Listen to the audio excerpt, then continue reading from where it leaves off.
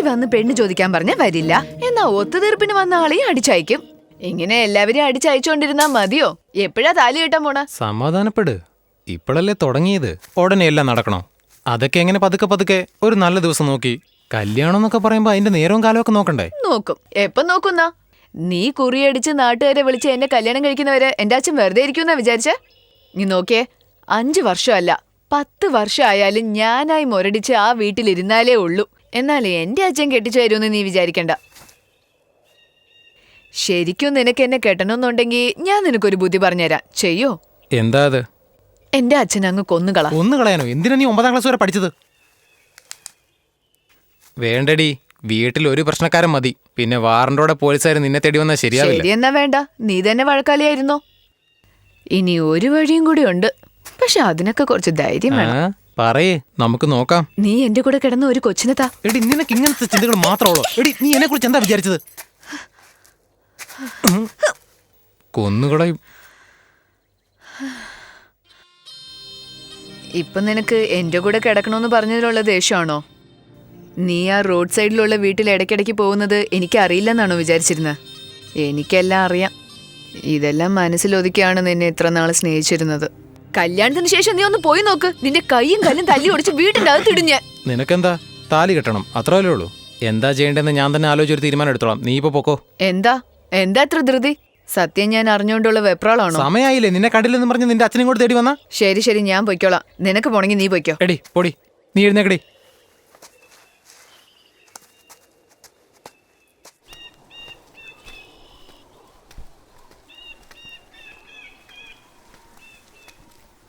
ഇപ്പൊ എന്തിനാ എന്റെ പുറകെ വരുന്ന?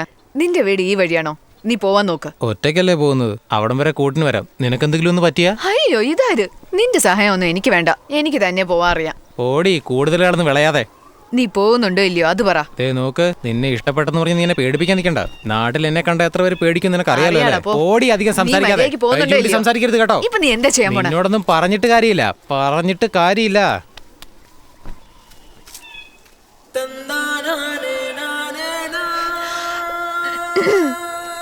എന്താ പോണില്ലേ? ഞാൻ വരുന്നില്ലെന്ന് പറഞ്ഞില്ലേ, പൊക്കോ.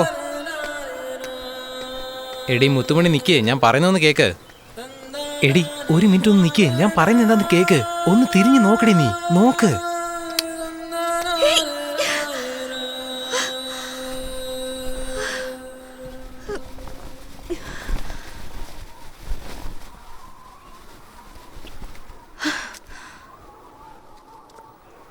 സ്വപ്നം കണ്ട് വെള്ളത്തിലൊന്നും പോയി ചാടരുത്. മര്യാദയ്ക്ക് വീട്ടിൽ പൊയ്ക്കോ.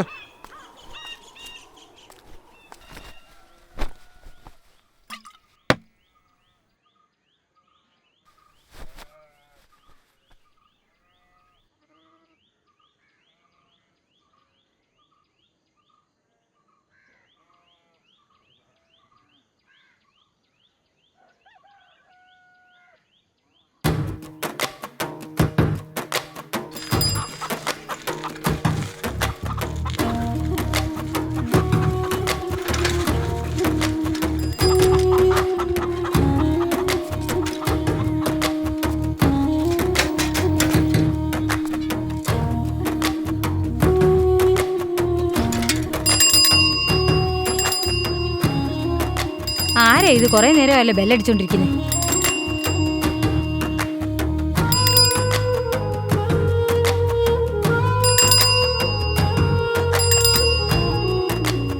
ഹായ്.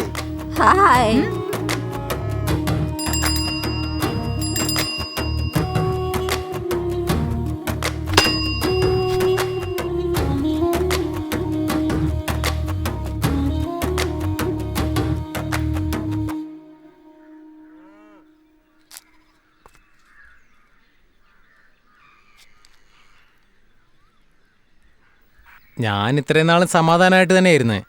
പിന്നെ നമ്മളെ ഒരുത്തേക്ക് ജീവനാണെന്നറിഞ്ഞ ശേഷം പിന്നെന്തിനാ കാത്തിരിക്കുന്നത്? അതാ, അവളെ തന്നെ കെട്ടിയേക്കാവും തീരുമാനിച്ചു. ഞാൻ അകത്തുള്ളപ്പോൾ നിങ്ങളത് ചെറുക്കനെ നോക്കി അവൾ വിഷം കുടിച്ചത് അറിഞ്ഞപ്പോൾ എന്ത് വിഷമായെന്നറിയോ എനിക്ക്.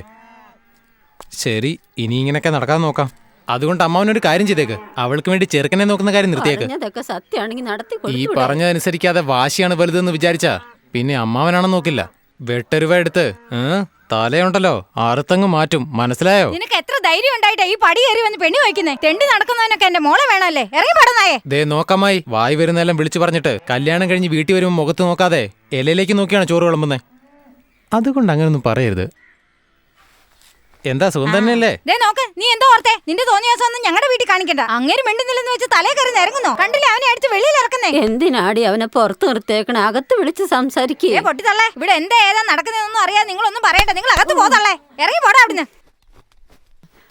എടി മോളെ, മുത്തുമണി എനിക്ക് എണിച്ച് നീ കൂടെ വന്നേ.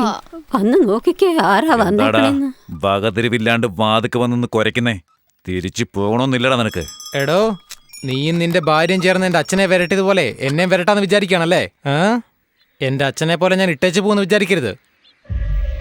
ജീവിക്കണമെന്ന ആഗ്രഹത്തോടെ വന്നവരെ വാതിൽ നിർത്തി അപമാനിച്ചില്ലേ? മഹാപാവി, നിങ്ങൾ കാരണം അവരില്ലാതായത്. കരയരുത്, നീ കരയരുത്. ഞാൻ എന്റെ തീരുമാനം പറയാം കേട്ടോ.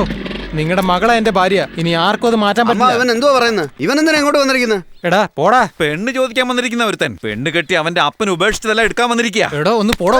എന്താടാ, ആർക്കട തന്റെ കാശ് വേണ്ടത്? തനിക്ക് എത്ര വേണമെന്ന് പറ, ഞാൻ സമ്പാദിച്ചു കൊണ്ടുതരാം. ദേ നോക്ക്, ഇവളെ മാത്രം എനിക്ക് തന്നേക്ക്, ഞാൻ ഇവിടുന്ന് പോയിക്കോളാം. നീ ഇവിടെ കിടന്ന് ഒരുപാട് ഞെളിയല്ലേ? ഇവിടെ ചോദിക്കാനും പറയാനും ഒക്കെ ആണുങ്ങളുണ്ടാ.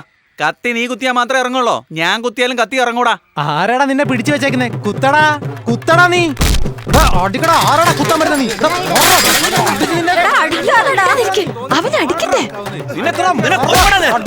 ദൈവമേ, ഇവന്മാരടിച്ച് ചാവൂന്നാ തോന്നണേ.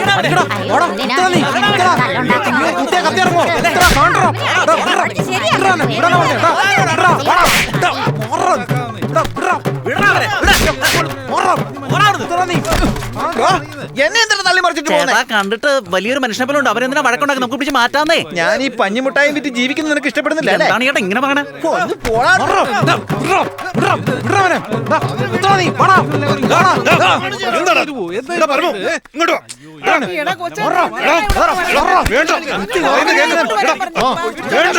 എന്താടാ ഉണ്ടായത്?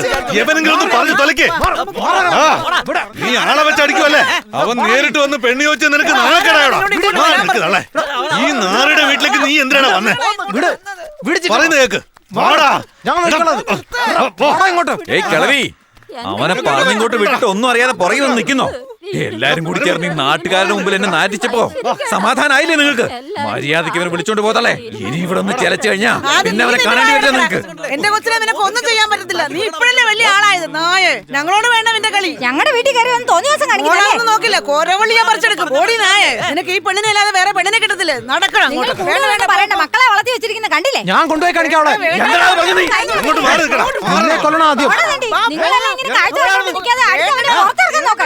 ഇറങ്ങി പോടാ എന്റെ വീട്ടിൽ നായിന്റെ മോനെ. മുത്തുമണി നിക്ക് ചിറ്റപ്പ, വരാം. എന്ത് ചെയ്യാനാ ഇവര്? ഞാൻ വേണ്ടാന്ന് പറഞ്ഞു പോയപ്പോ നീയാണ് എനിക്ക് വലുത്. ജീവിച്ചാ നിന്റെ കൂടെ ജീവിക്കോളെന്ന് വാചകം അടിച്ചില്ലേ നീ? ദേ നോക്ക്, ഇപ്പൊ നമ്മള് മുഴുവനും ഒന്നായി കഴിഞ്ഞു. ഇനി അമ്മയ്ക്ക് നിന്റെ കൂടെ സംസാരിക്കുന്ന ഇഷ്ടമല്ല, അച്ഛന്റെ ഗൗരവം പോകും. അതുകൊണ്ട് ഞാൻ അവര് പറയുന്നതേ കേക്കൂ. അങ്ങനെ ഇങ്ങനെ എന്തെങ്കിലും പറഞ്ഞ് ഇതിന്ന് മാറിപ്പോകാൻ നോക്കിയാ മോളെ നിന്നെ കൊന്നു കുഴിച്ചു മൂടും ഞാൻ. നീയൊക്കെ എന്ത് ചെയ്യൂടാ? ഡേയ്, ഞാൻ ചുമ്മാ പറയാന്ന് വിചാരിക്കരുത്. വെട്ടി തുണ്ടാക്കി കളയും ഞാൻ നിന്നെ.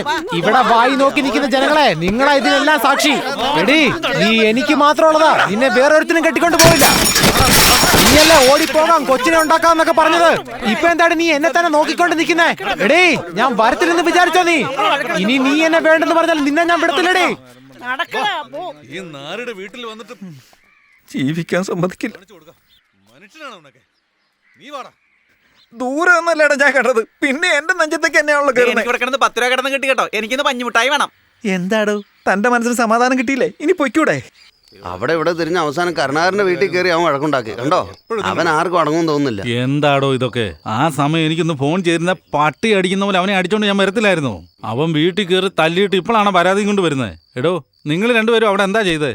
വായി നോക്കിക്കൊണ്ടിരുന്നു. അവന്റെ കാലടിച്ച് ഓടിക്കണ്ടായിരുന്നു. എന്ത് ചെയ്യാനാ, അവിടെ ഉള്ളവരൊക്കെ ഞങ്ങൾ തെറ്റ് ചെയ്തു വെച്ച് ഞങ്ങളല്ലേ പിടിച്ച് മാറ്റിക്കൊണ്ടിരുന്നത്. സാറേ, ഞാൻ സ്ഥലത്തില്ലായിരുന്നു. ഞാൻ ഉണ്ടായിരുന്ന നടക്കുന്ന വേറെ ആയിരുന്നു. ഒന്ന് ചുമ്മാതിരിക്കേ. ഉണ്ടായിരുന്ന നിങ്ങളങ്ങ് ഉണ്ടാക്കിയേനെ. എന്താടാ, എന്നെ കണ്ട അവന് പേടിയില്ലേ? പിന്നെ നിങ്ങൾ ചെയ്തതൊക്കെ ഞങ്ങൾ അറിഞ്ഞത്. നീ വാ തുറക്കാതെ നിൽക്കുന്നുണ്ടോ? നിങ്ങൾ കിടന്ന് ബഹളം ഉണ്ടാക്കാതെ അവിടെ അങ്ങനെ ഇരിക്കേ. രണ്ടുപേരും അങ്ങോട്ട് മാറിയിരിക്കേ. സുരേന്ദ്ര 2 കസാര കൊണ്ടിട്. അതൊന്നും വേണ്ട സാർ, ഞങ്ങൾ ഇവിടെ ഇപ്പൊ എന്താ ചെയ്യണ്ടേ? സാറേ ഒരു 4-5 വർഷത്തേക്ക് അവന്മാർ രണ്ടുപേരും പുറത്തു വരാൻ പാടില്ല. അതിനെന്താ വഴിയെന്ന് വെച്ചാൽ സാർ നോക്കിക്കോ. അമ്മാവാ വേഗം കംപ്ലൈന്റ് എഴുതി കൊടുക്ക്. കംപ്ലൈന്റ് എഴുതി കൊടുക്ക അമ്മാവാ. വീട്ടിൽ കയറി വന്ന് തല്ലും കൊല്ലും എന്നൊക്കെ പറഞ്ഞിട്ട് ഭീഷണിപ്പെടുത്തിട്ട് അവൻ ഇറങ്ങി പോയില്ലേ? അപ്പൊ തന്നെ അവന്റെ പള്ളക്ക് കത്തി കയറ്റാതെ വിട്ടിട്ട് വീക്കിരി പിള്ളേരുടെ വാക്ക് കേട്ട് സ്റ്റേഷനിൽ പരാതി കൊടുത്തിട്ട് പോന്നേ. ഇത് തന്നെയാണല്ലോ അന്ന് നിങ്ങളുടെ വീട്ടിൽ വന്ന് ഞങ്ങൾ ചോദിച്ചത്. അന്നൊരു വാക്ക് പറഞ്ഞിരുന്നെങ്കിൽ അവന്റെ കഴുത്തറുത്ത് നിങ്ങളുടെ മുമ്പിൽ കൊണ്ടുപോകില്ലായിരുന്നോ? പഴയ കാര്യം പറഞ്ഞ് എന്നെ കൊച്ചാക്കൊന്നും വേണ്ട. ആ പക ആറാതെ മനസ്സിൽ തന്നെ കിടപ്പുണ്ട്. താങ്ങാൻ അവസരം നോക്കി ഇരിക്കുക. അത് വിട്ടുകള, പ്രശ്നം ചുമ്മാ കുത്തിപ്പോക്കാതെ. കരുണാകര ഇൻസ്പെക്ടറോട് എല്ലാം പറഞ്ഞിട്ടുണ്ട്, വേണ്ട വിധത്തിൽ ചെയ്തോളും. ഇനി അവൻ വെളിയിലിറങ്ങാൻ ഇനി ബുദ്ധിമുട്ട്. നിങ്ങൾ എന്തെല്ലാം പറഞ്ഞ് അവനെ തകർത്തിട്ടാലും അവൻ പുറത്തിറങ്ങി നമ്മളെ ഞോണ്ടിക്കൊണ്ട് തന്നെ ഇരിക്കും. മൊത്തത്തിൽ എല്ലാവർക്കും അവനെ കൊണ്ട് ഉപദ്രവമാണെങ്കിൽ അവനെ കൊന്നുകളഞ്ഞേക്കാം. അവനെ കൊന്നുകളഞ്ഞാ ഇൻസ്പെക്ടർ അവനെ കണ്ടുപിടിക്കുന്നതിന് മുമ്പ് തന്നെ ഞാൻ അവനെ കണ്ടുപിടിച്ച് തട്ടിയാക്കാം. ഇങ്ങനെ അങ്ങ് വിട്ടുകളയാൻ പറ്റുമോ? നീ ചെയ്തിട്ടങ്ങ് പോകും. കോടതി വരാൻ ഞങ്ങൾ ഇറങ്ങേണ്ടി വരും. നമ്മൾ അന്ന് അവനെ കൊന്നിരുന്നെങ്കിൽ കോടതി കേസ് ഉണ്ടാവുമായിരുന്നല്ലോ. അതല്ല അന്ന്. ഇപ്പൊ ചെയ്താൽ നമുക്കെന്താ ഗുണമുള്ളത്? കൊന്നിട്ട് അകത്ത് 3 മാസം കിടന്ന് തിരിച്ചു വരുമ്പോൾ അയാളുടെ മോളെ എനിക്ക് എത്തിച്ചേരാൻ പറ. വാടോ. നാട്ടുകാർക്ക് മുഴുവനും അറിയാം അവനും അവളുമായിട്ട് കറങ്ങി നടക്കുന്നത്. ഇത് മറച്ചു വെച്ച് ആരെ കൊണ്ട് കെട്ടിക്കാൻ പോവാ? പഠിച്ചിട്ടില്ല എന്നൊന്നും വിചാരിക്കാതെ. പഠിച്ചാൽ ഞാൻ വലിയ ആളാകുമെന്ന് കരുതി എന്റെ മാഷ് തന്നെ എന്നെ ഒതുക്കി കളഞ്ഞത്. നിങ്ങളൊന്നും ആലോചിക്കണ്ട, ഞാൻ അവളെ നന്നായിട്ട് നോക്കിക്കൊള്ളാന്നേ.